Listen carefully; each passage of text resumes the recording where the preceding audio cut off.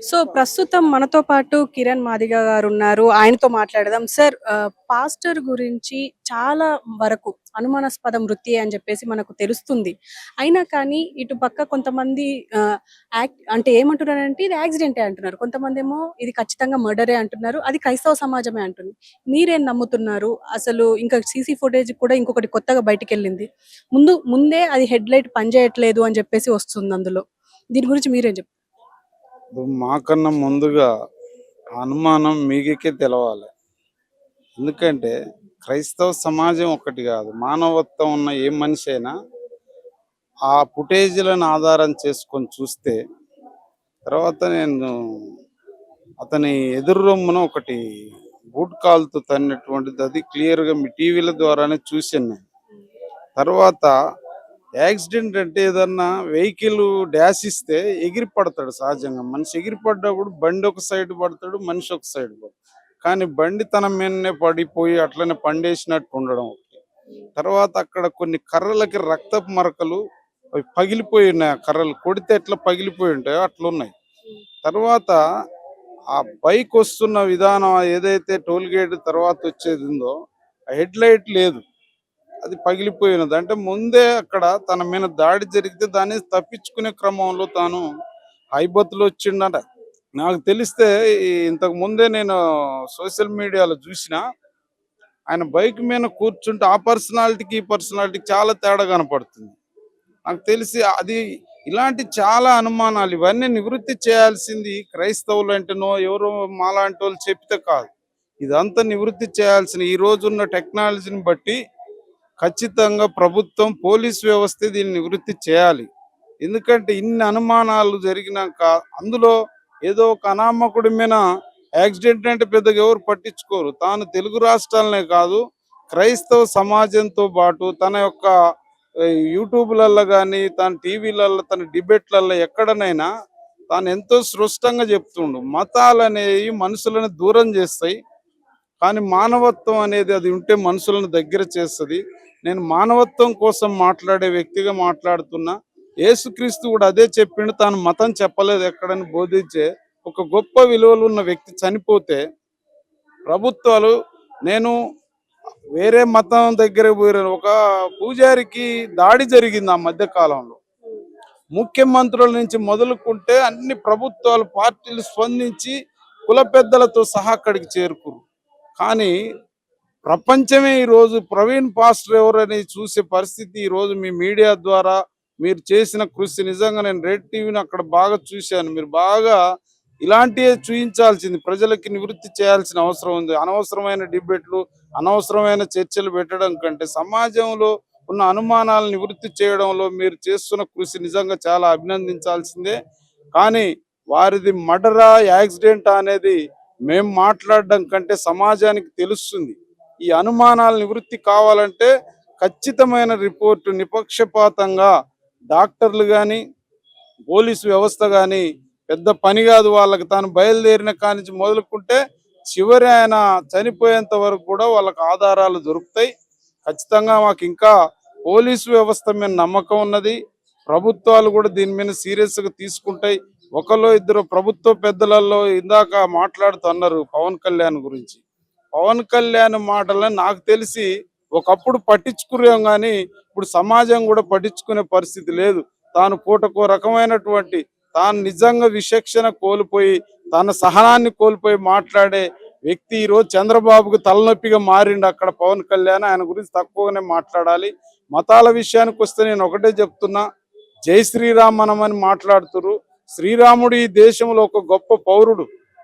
ఈ దేశానికి దక్కిన ఒక గొప్ప రాముణ్ణి తన విలువలను కాపాడాల్సిన తన అనుచరులుగా తనను ఫాలో అవుతున్న ఎవరైనా సరే, రాముడు అంటే విలువలతో ఉన్న వ్యక్తి, ఒక ఆదర్శమైనటువంటి అన్న, ఒక ఆదర్శవంతమైన కొడుకు, ఒక ఆదర్శవంతమైన పరిపాలకుడు, ఒక ఆదర్శవంతమైన భర్తగా ఉన్న రాముడిని ఈరోజు కేవలం వీళ్ళ ఉన్మాదంతో తన విలువలని చెరిచే పరిస్థితిలో కొంతమంది ఉన్నారు. క్రైస్తవులలో ఉన్నోళ్ళు కూడా నీ దేవుడు అలా, నీ దేవుడు ఇలా అనే పనికి మాలిన డిబేట్లలో వేరే మతాలను కించపరిచే విధంగా మాట్లాడుతున్నారు. దయచేసి అలాంటి డిబేట్లను ఎవరు ప్రోత్సహించొద్దు. అలాంటి డిబేట్లు పెట్టేటోళ్ళని ఈ సమాజమే బహిష్కరించాలని నేను మీ రెడ్ టీవీ ద్వారా నేను విజ్ఞప్తి సార్ చేస్తా ఉన్నాను. ఇందులో ఒక ముఖ్యమైన ప్రశ్న ఏంటి అంటే ఇప్పుడు మీరు మనం రాముడి గురించి ఇందాకనే మాట్లాడాం కాబట్టి రాముణ్ణి కించపరిచేలాగా మాస్టర్ ప్రవీణ్ మాట్లాడారు అని చెప్పేసి ఒక వీడియో చాలా వైరల్ అవుతుంది.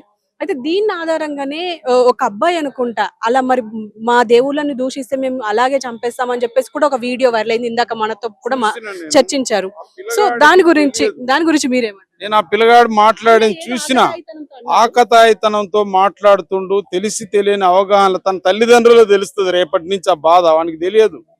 వాడు ఏదో మాట్లాడి సమాజంలో ఇదే పనికిరాని డిబేట్లు పెట్టుకొని దేవుళ్ళని వాళ్ళ మతాలని కించపరిచే విధంగా కొంతమంది అమాయక పిల్లలలోకి సొచ్చుకుపోయి మాట్లాడే విధానం ఏది. ఆ పిల్లగాని మాటలు నేను పెద్ద పట్టించుకోను, కానీ వాస్తవికంగా రాముడి గురించి ప్రవీణ్ గారు మాట్లాడింది తన వ్యక్తిగతంగా మాట్లాడింది అయితే అది నేను తీవ్రంగా ఖండిస్తా.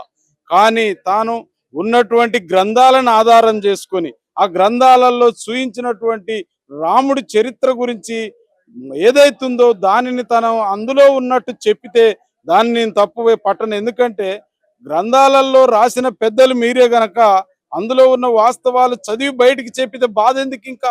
కానీ గ్రంథాల్లో ఎక్కడ సుగ్రీవుడితో వెళ్ళిపో సీత, లక్ష్మణుడితో వెళ్ళిపో సీత, భరతుడితో వెళ్ళిపో సీత అని ఎక్కడ మనకి ఏ గ్రంథంలో లేదు. మరి ఇదే గ్రంథంలో ఉందో మాకు తెలియదు. మీరు ఒక మాట. ఓ సీతమ్మ అంటే ఈరోజు ప్రతి హృదయంలో ఆ యొక్క హిందువులలో ఉన్న రాముణ్ణి ఆరాధించే ప్రతి ఒక్కళ్ళు ఆయనకెంత ప్రాధాన్యత ఇస్తారో సీతమ్మకు కూడా అంతే ఇస్తారు. కొన్ని సందర్భాలు అదే నేను అనేది పనికి రాని డిబేట్లు వచ్చినప్పుడు ఏం జరుగుతుంది. ఇప్పుడు మీరు నన్ను ఒకటే నా నుంచి ఏం రాబడదాం అనే విధంగా మీరు అడుగుతూనే ఉంటారు.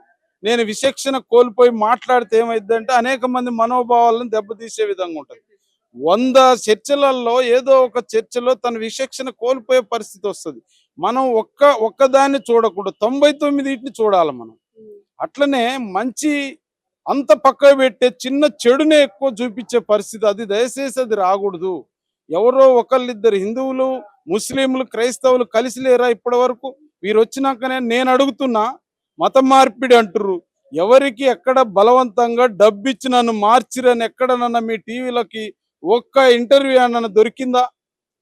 కానీ ఎందుకు వాళ్ళు, నేను ఇందాక క్లియర్గా చెప్పిన, మమ్మల్ని గుళ్ళకి రానియలేదు, మమ్మల్ని బడి గేట్లు దొక్కనీయలేదు, మమ్మల్ని బజార్లో నడిస్తేనే మూతికి ముంత పెట్టి వెనక చీపురు పెట్టి పశువుల కంటే హీనంగా చూసినప్పుడు ఇదే క్రైస్తవ సమాజం వచ్చినటువంటి మిషనరీస్ దగ్గరకు తీసుకొని చదువులు నేర్పిరు, సంస్కారం నేర్పిరు, గౌరవం నేర్పిరు. ఆత్మగౌరవం ఉన్న దగ్గర ఎవరైనా ఉంటారు. నువ్వు ఆత్మగౌరవం, నువ్వు గుళ్ళకే రావద్దు అంటరాయనోడని కాలు పెట్టి తన్ని నాకు ఇంకెక్కడికి పోవాలి? అక్కడ మీరు రానివ్వరు, ఉన్న దగ్గర ఉండనివ్వరు. ఇక్కడ మేము జ్ఞానంతో మాట్లాడుతున్నాం, మీరు అంటరాని నా కొడుకులారా మీరు మాట్లాడేదనే విధంగా ఈ రకంగా చంపడం. ఇప్పటి వరకు చనిపోయిన ఎవరైనా పాస్టర్స్ కానీ క్రైస్తవులు వీళ్ళంతా ఎవరమ్మా? దళితులు. వీళ్ళు దళితులందరూ ఎందుకు క్రైస్తవ్యంలోకి వెళ్ళిపోయారు? మీరు రానివ్వకనే కదా. మేము వచ్చి మొక్కితే మా చేతులు నరికేస్తిరి. మేము కనీసం మీ యొక్క ఆ మాటలు ఇందామని వస్తే మా సేవలలో సీసాలు పోస్తిరి. మేము చూస్తే మా గుడ్లు బీకేస్తిరి, నడిస్తే మా కాళ్ళు నరికేస్తిరి. ఇంత చేసి మీరు బలవంతంగా మమ్మల్ని ఏం చేద్దాం అనుకుంటారు? హిందూ ధర్మం అంటే మమ్మల్ని హీనంగా చూడటమా? పశువుల కంటే పశువుని ప్రేమిస్తురు, మమ్మల్ని ప్రేమించట్లే. ఇవన్నీ అడిగితే బాధ అనిపిస్తున్నాయి. యేసుక్రీస్తు బోధనలనే ప్రవీణ్ గారు మాట్లాడిండని నేను నమ్ముతున్నా. నిజంగా క్రైస్తవ మతం అని చెప్పేటోని ఎవరిని కూడా నేను వినను, నమ్మను. సో ఫైనల్ గా అంటే ఇప్పుడు న్యాయం జరుగుతుంది అనుకుంటారా? ఎందుకంటే ఇప్పటి వరకు అంటే 3-4 రోజులు అయిపోయింది ఇది ఇష్యూ జరిగి, కానీ ఇంతవరకు దాని గురించి అసలు పోస్ట్ మార్టం గురించి అసలు డీటెయిల్స్ ఒక్కటి కూడా అంటే బయటికి రాలేదు. దీని గురించి మీరేమంటారు? నేను ఒకటే నమ్ముతున్నా, ఇది చాలా సెన్సిటివ్ ఇష్యూ, ఇది ఇంటర్నేషనల్ ఇష్యూ అయింది.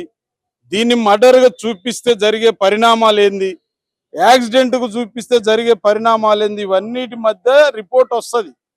అది ఏదన్నా రాని, ప్రవీణ్ గారికి అంతకు ముందే బెదిరింపు కాల్స్ ఉన్నాయి, అంతకు ముందే నిన్ను చంపేస్తామన్నోళ్ళు ఉన్నారు, అంతకు ముందు ఆయనతో అనేక ఫోన్లలో ఆయనని వాళ్ళ ఫ్యామిలీని బెదిరించిన సందర్భాలు ఉన్నాయి. ఈ కోణంలో ప్రభుత్వం ఇంట్రాగేషన్ చేసి దాని మీద సిబిసిఐడి ఎంక్వైరీ చేసి ఎవరికి ఎలాంటి అనుమానాలు రాకుండా ప్రభుత్వం గనక ఒక మంచి చర్యలు తీసుకుంటే ఈ సమాజానికి ప్రభుత్వం పట్ల, పోలీసు న్యాయ వ్యవస్థ పట్ల నమ్మకం ఉంటది.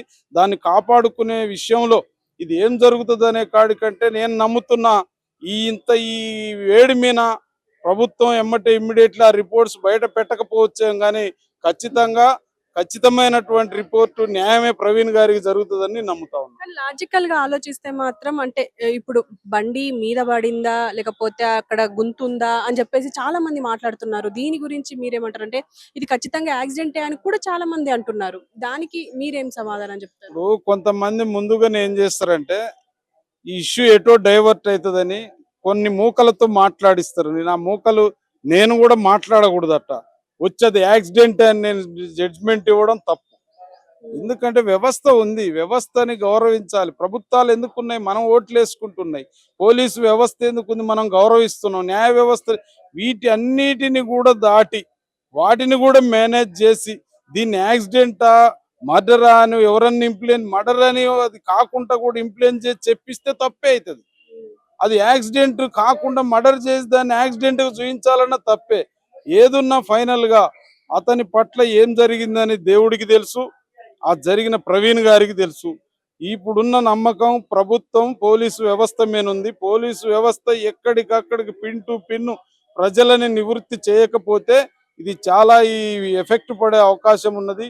ప్రభుత్వాలు, పార్టీలు కూడా దీంట్లో ఈ చివరి వరకు కూడా ఆ కుటుంబానికి అండగా నిలబడాల్సినటువంటి అవసరం ఉన్నది. దీన్ని మత విధ్వంసాలు లేకపోతే కుల విధ్వంసాలుగా క్రియేట్ కానంత వరకు ఈ ప్రభుత్వాలు సమన్వయంతో ఈ ప్రజల్ని ఎప్పటికప్పుడు వాళ్ళకి వివరాలు ఇవ్వాల్సినటువంటి అవసరం ఉంది. గనక నేను అనుకుంటున్న దీన్ని మరో మణిపూర్ చేయకుండా కాపాడాలని తెలుగు రాష్ట్రాల ముఖ్యమంత్రులకు విజ్ఞప్తి చేస్తున్నాను. Thank you sir. Thank you very much.